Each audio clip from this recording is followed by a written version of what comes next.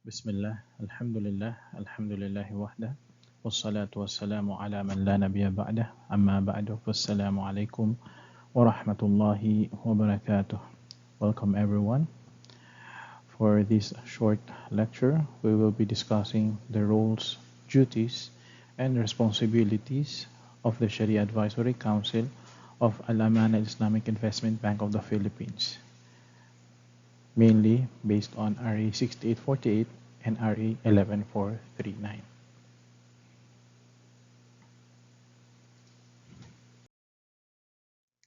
As a brief bio note about myself, again, my name is Luqman bin Uthman Iman.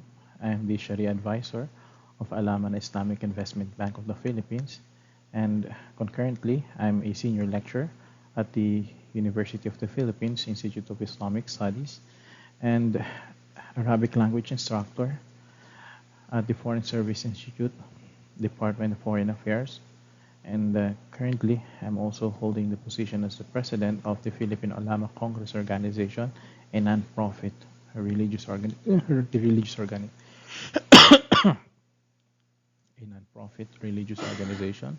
of young Muslim scholars, educators by passion and profession. Our main service is halal audit and certification, and halal training and consultancy.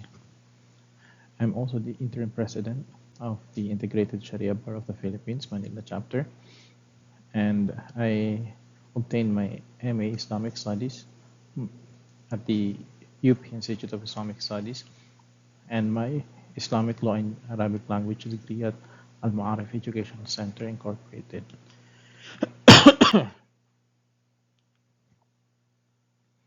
I have also obtained a certificate in fiqh and usul al-fiqh, Islamic law and jurisprudence, and certificate in Islamic economics from the International Institute of Islamic Thought and the International Islamic University of Malaysia. I have also obtained a certificate on Sharia jurist and Islamic banking and finance. Hopefully, by the end of this short lecture, we will be able to understand the basics of Islamic banking and finance and the functions of Sharia Advisory Councils based on RA 6848 and RA 11439, and also explore the specific roles and responsibilities of Sharia Advisory Council in Al-Amanah Islamic Investment Bank, and discuss the challenges and opportunities of implementing Islamic banking in the Philippines. Okay. I have summarized the functions based on the provisions of our Republic Act 6848 and Republic Act 11439. The functions of the Sharia Advisory Council can be summarized as follows. First, composition. So it's almost the same based on RA 6848 and RA 11439. But in RA 6848, it has a number. So the Sharia Advisory Council is composed of not more than 5 members who are selected from among Islamic scholars and jurists of comparative law. The members are elected every 3 years at the General Shareholders Meeting of the Islamic Bank from a list of nominees prepared by the Board of Directors of the Islamic Bank. The Sharia Advisory Council in RA 11439 is composed of persons who are qualified in Sharia, of knowledge or experience in Sharia and in banking, finance, law, or such other related disciplines.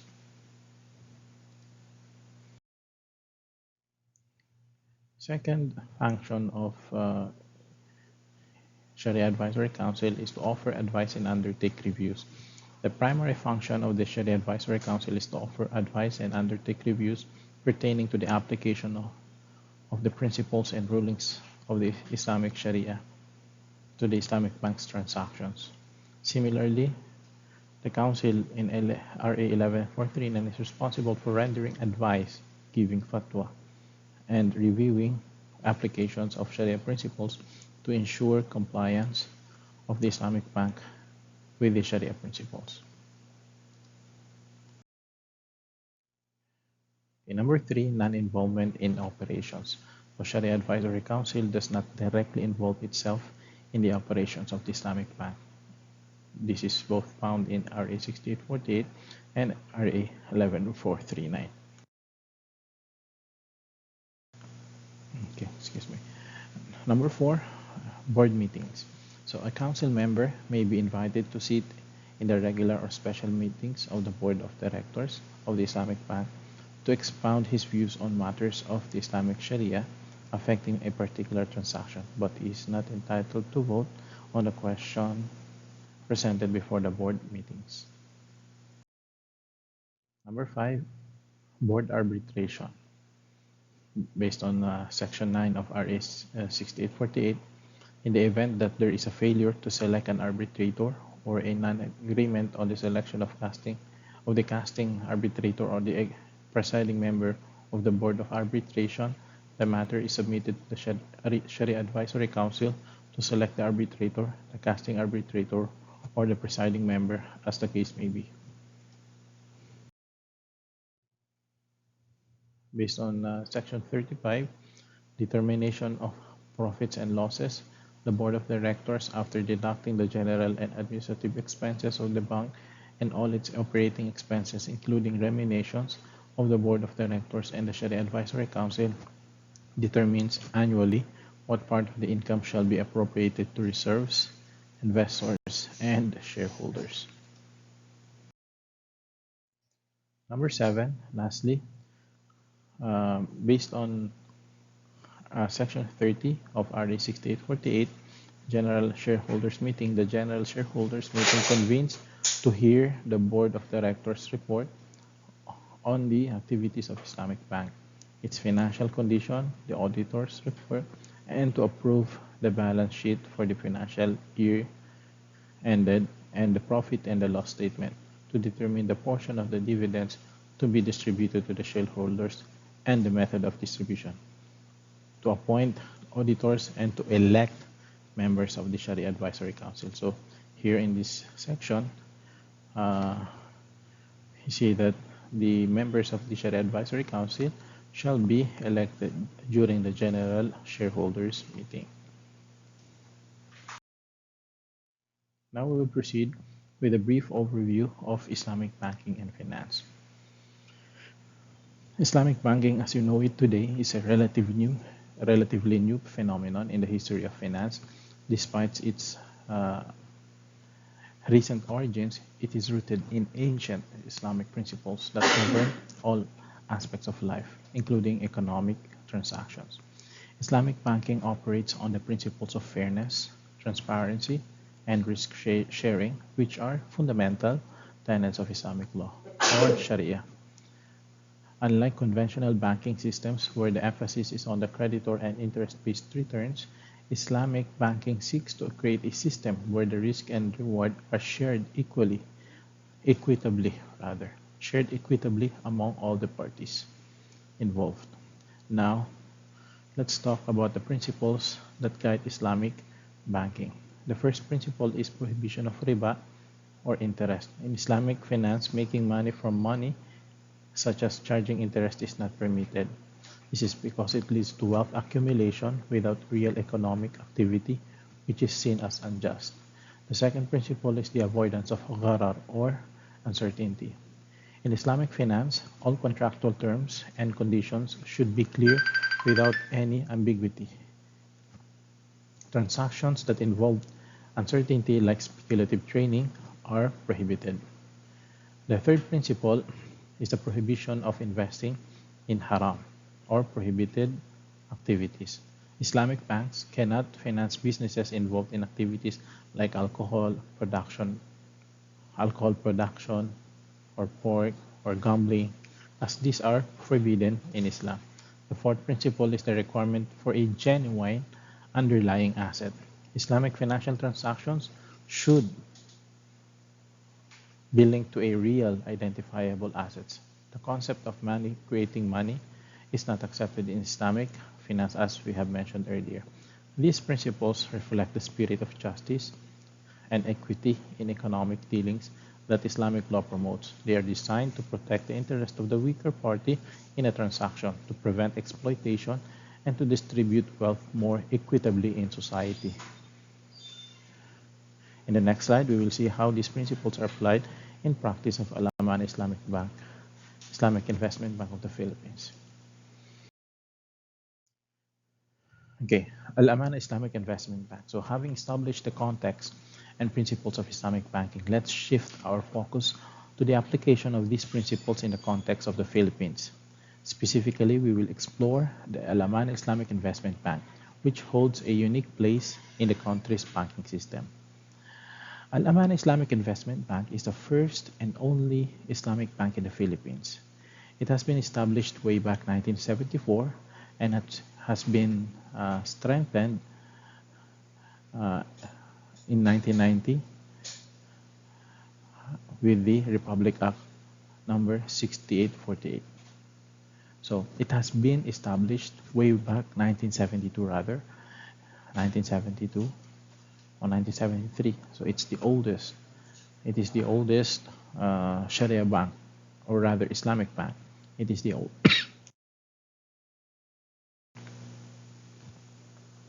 It is the oldest Islamic bank.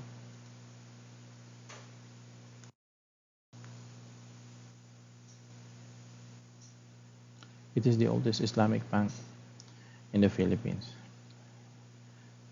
So, although with the banking laws limitations, it has not been considered. It is not been considered as a full-fledged Islamic bank. But alhamdulillah, with the current development, it is now pursuing a 100% full-fledged Islamic banking. So it is a subsidiary of the Development Bank of the Philippines. Its main office is in Makati, and it operates through several branches across the country. The vision of Al-Amanah Islamic Investment Bank is to provide Filipino Muslim community as well as non-Muslims an alternative banking solution that aligns with Islamic principles. This is carried out with the mission to foster economic development and financial inclusion for the Muslim population in the country, which has historically been underserved by conventional banking sector. Moreover, Al-Amanah Islamic Investment Bank bank's operation adheres to the principles we have discussed earlier, that is, the prohibition of riba, avoidance of gharar, and gambling, and the need for all transactions to be asset-based or asset-backed and ethically sound. To ensure these principles are consistently applied, the bank has a Shari'ah Advisory Council, which we will discuss shortly in the next slide, as we will delve into the importance of Sharia compliance in Islamic banking and why it is vital for the operations of banks like Al-Amanah.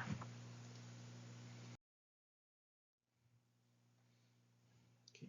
So with an understanding of Islamic banking and Al-Amanah Islamic Investment Bank, we can now delve into the heart of our discussion, the concept of Sharia compliance. Sharia compliance is the backbone of Islamic banking. It is more than just a guiding principle. It is an essential and non-negotiable part of all Islamic banking operations. These operations must align with the Islamic law, or Sharia, which governs all aspects of a Muslim's life. Sharia compliance ensures that financial practices and transactions of the bank do not violate the ethical and moral codes of Islam. It prohibits practices, as we have mentioned earlier, such as usury or riba, charging of interest, gharar, uncertainty or ambiguity, and investment in haram activities like alcohol or gambling. So why is Sharia compliance so important? Beyond religious obligation, Sharia compliance ensures ethical and equitable finance. It is designed to promote social justice, prohibit exploitative practices, and contribute to economic stability. Islamic banks such as Al-Amanah operate on the basis of profit and loss sharing, risk sharing, and asset-backed transactions, fostering a fairer and more responsible banking system. But how does a bank ensure it remains Sharia compliant in all its operations? This is where the role of the Sharia Advisory Council comes in, as we will explore in the following slides. Okay. So Sharia Advisory Council. So having understood the essence of Sharia compliance in Islamic banking, let's delve into the key mechanisms that ensures this compliance. The Sharia Advisory Council. The Sharia Advisory Council, as defined by the Republic Act number 6848 and number 11439, RA 11439, is a body within an Islamic bank composed of Islamic scholars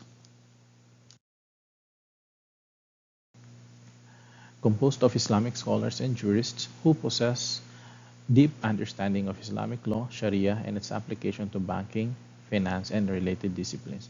Their primary purpose is to ensure that all the banking operations, transactions, products, and services offered by the bank are in strict compliance with Sharia principles. They serve as the guardians of Sharia compliance, reviewing and advising on matters pertaining to Islamic law within the bank. While they offer advice and perform reviews, it's important to note that they do not directly involve themselves in the operations of the bank. This ensures they maintain an objective standpoint when conducting reviews and providing guidance. Now you may ask, who exactly can be a member of this council? What qualifications do they need to possess? So let's take a look at this in the next slide.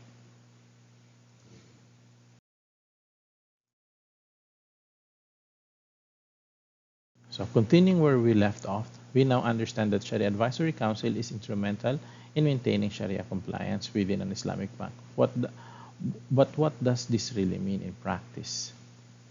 Okay, the Sharia Advisory Council's role extends to reviewing and advising on various aspects of the bank's operations. This involves taking a close look at the bank's financial products, contracts, transactions, and operations.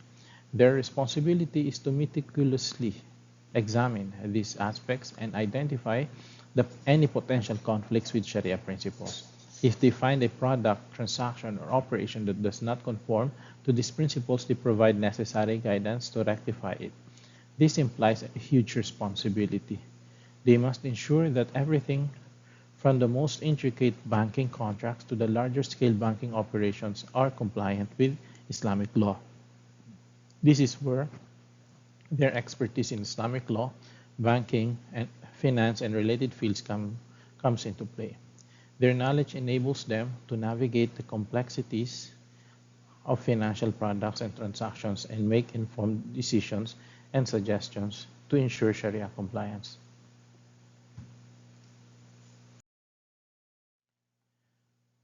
So moving forward, let's examine the specific duties and responsibilities of Sharia Advisory Council in more detail. They play a multifaceted role in ensuring Islamic nature of the banking operations. As mentioned earlier, their fundamental duty is overseeing Sharia compliance. This involves close monitoring of the bank's operations, transactions, and products. Their deep understanding of Islamic law allows them to discern whether these elements align with Sharia principles. Another crucial responsibility of the Council is providing guidance. If an operation or product doesn't comply with Sharia, it is the Council's job to advise the bank on how to amend it so that it does. Their guidance is often sought when the bank is developing new financial products and services. They ensure that these new offerings are in line with the Sharia principles from their inception. Lastly, they are also involved in training and development for bank employees on Sharia and compliance. This helps instill a culture of Sharia compliance throughout the bank from the top management to the operations level. Their training and guidance ensure that all bank employees have a solid understanding of Sharia principles and their application in banking operations.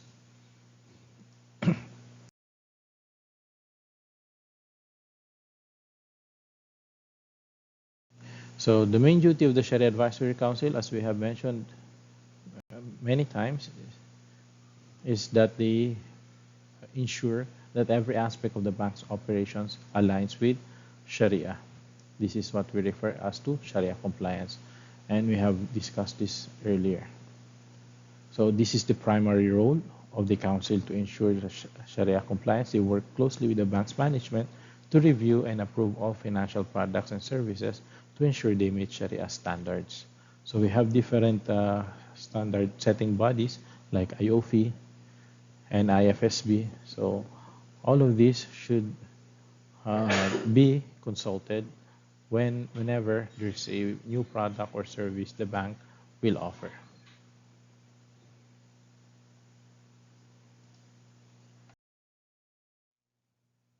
In addition to providing oversight and approval of financial products, the Shari'ah Advisory Council also undertakes regular audits of the bank operations and transactions. Why are these audits important? Well, they offer an added layer of assurance that the bank is operating according to the tenets of Sharia.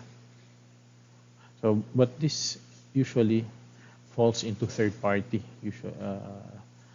a halal or rather a Sharia certification body, which do Sharia audits. So, in the internal Sharia audit, the Sharia Advisory Council can help in the internal audit activities of the Islamic Bank. So one of the pivotal roles of the Sharia Advisory Council is to provide fatwa and guidance on Islamic financial products and services. But what does providing a fatwa and guidance entail? Well, a fatwa in Islamic jurisprudence is a legal opinion or ruling given by a qualified scholar, given by a qualified Islamic scholar. In the context of an Islamic bank, these fatwas are provided on a wide array of topics related to banking and finance.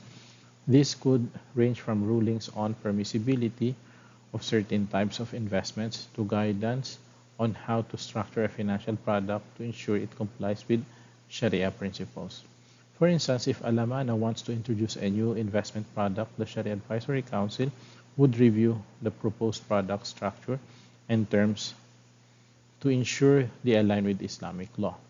If there's any aspect of the product that is not compliant, the Council would then provide guidance on how to amend the product or suggest an alternative solution that's Sharia compliant. This provision of fatwa and guidance thus is instrumental in supporting Al-Amanah Bank's commitment to offering a broad range of financial products and services that not only meet the diverse needs of its clientele, but are also firmly rooted in the principles of Sharia.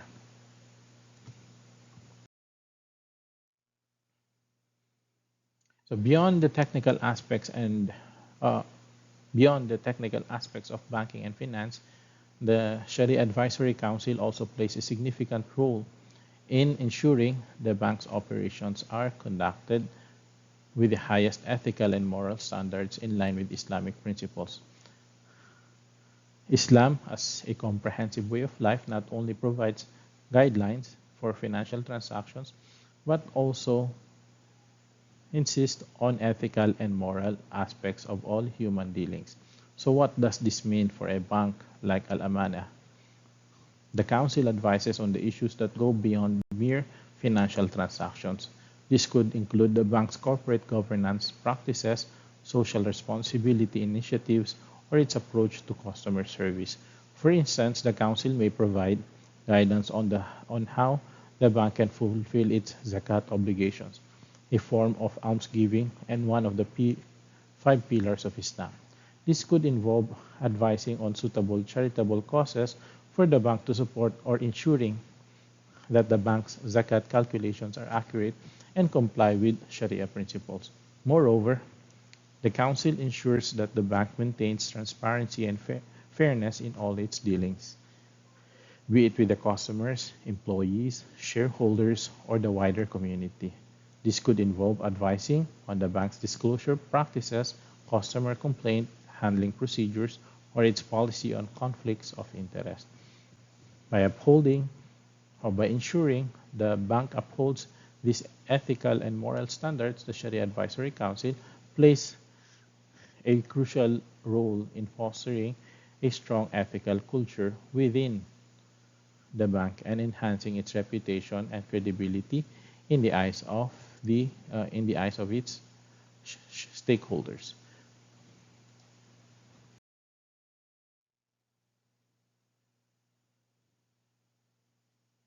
So, as we mentioned, Islam is a holistic religion encompassing all aspects of life. That's why it is a must for the Sharia Advisory Council plays a crucial role in not just ensuring Islamic compliance of the bank's operation, but also in enhancing the moral and ethical integrity of Islamic banking sector as a whole. Another important responsibility of the Sharia Advisory Council is its role in the training and development of bank employees regarding Sharia and compliance. The Council ensures that the bank's workforce understands the fundamental principles of Islamic banking and the importance of adhering to Sharia.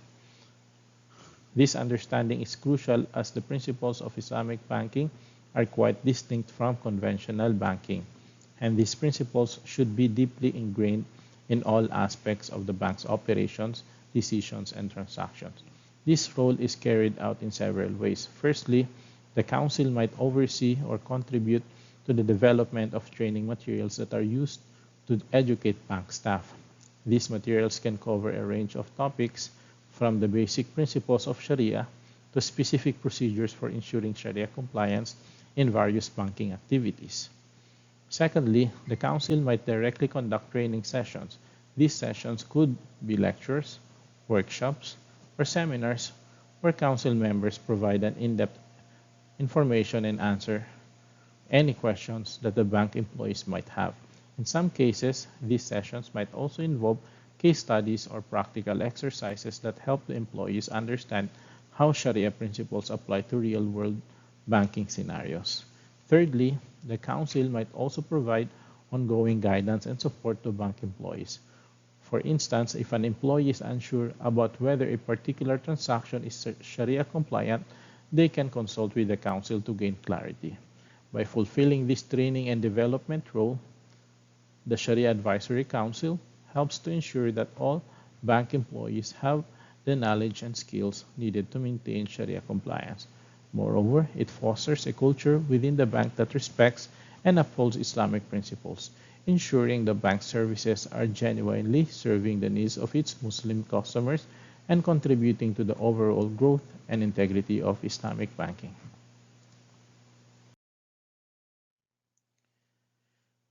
So challenges and opportunities. So as we delve deeper into the roles and responsibilities of the Sharia Advisory Council, it's important to address the challenges and opportunities that lie in implementing Sharia compliance, particularly in a predominantly non-Muslim country like the Philippines. One key challenge is the lack of awareness and understanding of Islamic finance principles among the general public and even within the financial industry itself. This can result in misconceptions, reluctance to use Islamic banking services, and difficulty in integrating Islamic finance practices into the existing banking infrastructure. This is where the role of the Sharia Advisory Council becomes even more crucial in not just ensuring compliance, but also educating and raising awareness about Islamic finance. Another challenge is the need to develop a robust legal and regulatory framework that can effectively support Islamic banking. This is a complex task that involves harmonizing Islamic principles with existing banking laws and regulations and ensuring the rights and interests of all stakeholders are protected. And this, Alhamdulillah, the government is currently on this endeavor. And we are we are excited to the prospects and future of Islamic banking and finance in the Philippines. On the other hand, implementing Sharia compliance opens up significant opportunities. There is a growing interest globally in ethical and social responsible finance, which aligns with the principles of Islamic banking. As such, Islamic finance could attract customers seeking ethical banking alternatives. Moreover, the Philippines, despite being a predominantly non-Muslim country, has significant Muslim population who could benefit from banking services that align with their religious beliefs. This presents a substantial market opportunity for Islamic banking. Additionally, the principles of Islamic finance can contribute to sustainable development and financial inclusion goals. For instance, risk-sharing principles promote financial stability, while the prohibition of investments in harmful industries supports environmental sustainability. The role of the Shari'ah Advisory Council is critical in navigating these challenges and leveraging these opportunities by ensuring Sharia compliance, providing guidance, and fostering understanding of Islamic finance. The Council can contribute to the successful growth and development of Islamic finance in the Philippines. So looking at the Amanah Islamic Investment Bank, it's clear that Shari'ah Advisory Council plays a significant role in shaping its operations, growth, and reputation. For instance, let's consider the introduction of new banking products. Before any product is launched, the Council meticulously reviews its structure and terms to ensure full Sharia compliance. For example, the creation of an Islamic mortgage product required rigorous assessment of the contractual terms to ensure it did not include any form of riba or interest and complied with the principles of risk sharing. By approving this product, the Council played a significant role in the bank's ability to provide a vital financial service to its customer in Sharia compliant way. So another example that involves the Council's role in auditing and oversight. The Council carries out regular audits to ensure that all banks' activities are in line. So, although this will be and this should be done during the internal audits, so this should include the Shari'ah Advisory Council during internal audits.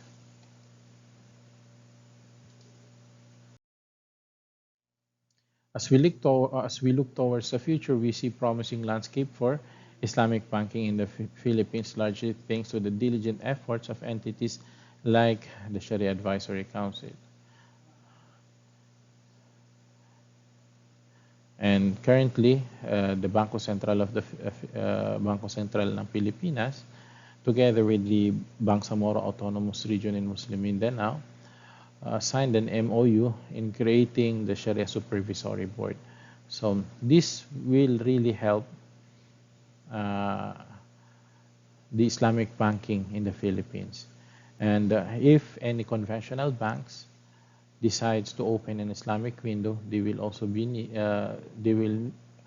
be needing to have their own Islamic Sharia, their Sharia Advisory Council.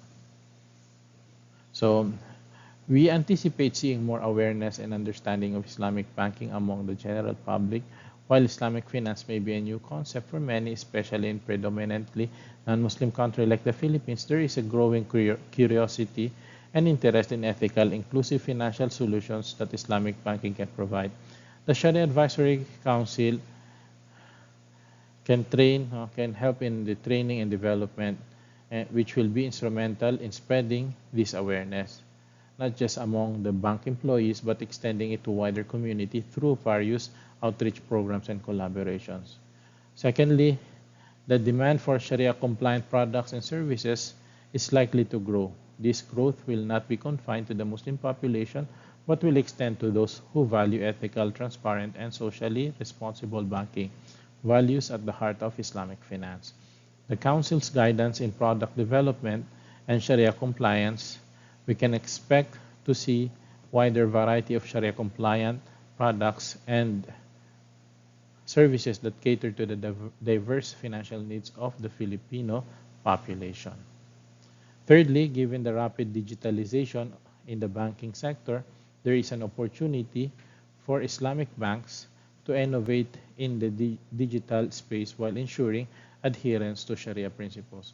This could involve everything from Sharia compliant digital banking services to blockchain based Islamic financial solutions.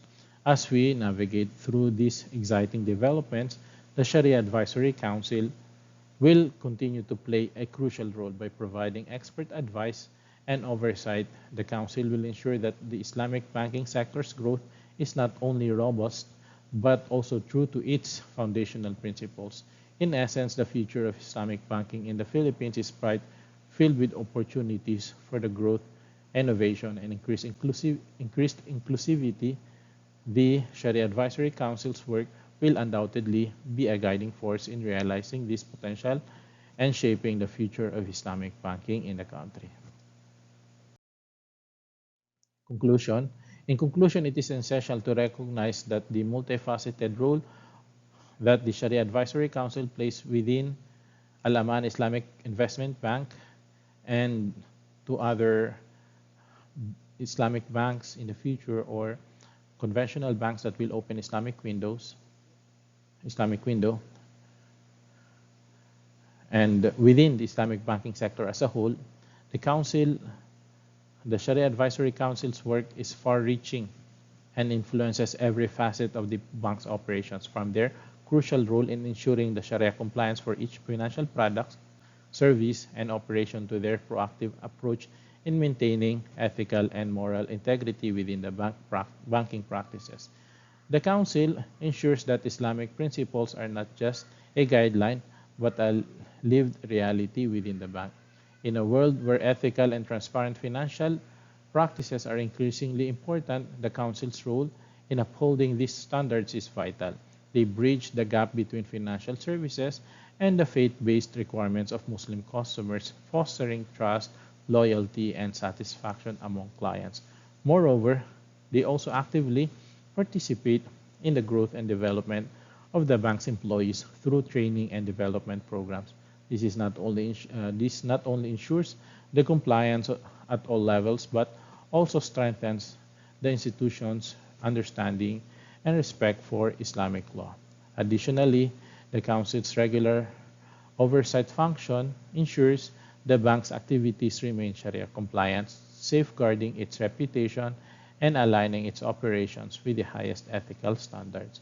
Their significant role extends beyond the Al-Amanah Islamic Investment Bank. The work of the Shari'ah Advisory Council is fundamental to the growth of the wider Islamic banking sector. It gives assurance to customers and stakeholders that their financial dealings are not just legally compliant but also aligned with their faith. The presence of such council, therefore, not only benefits the bank but also contributes positively to the development of Islamic finance in a predominantly non-Muslim country like the Philippines, promoting inclusivity and financial diversity. In summary, the Sharia Advisory Council plays an instrumental, multifaceted role in Al-Amanah's operation and reputation, as well as in the larger framework of the Islamic banking sector, ultimately fostering growth, trust, and Sharia compliance in the sector. And with that, I conclude our lecture, and thank you very much for listening, and hope to see you and hope to collaborate with you guys. Wassalamu alaikum wa rahmatullahi wa barakatuh.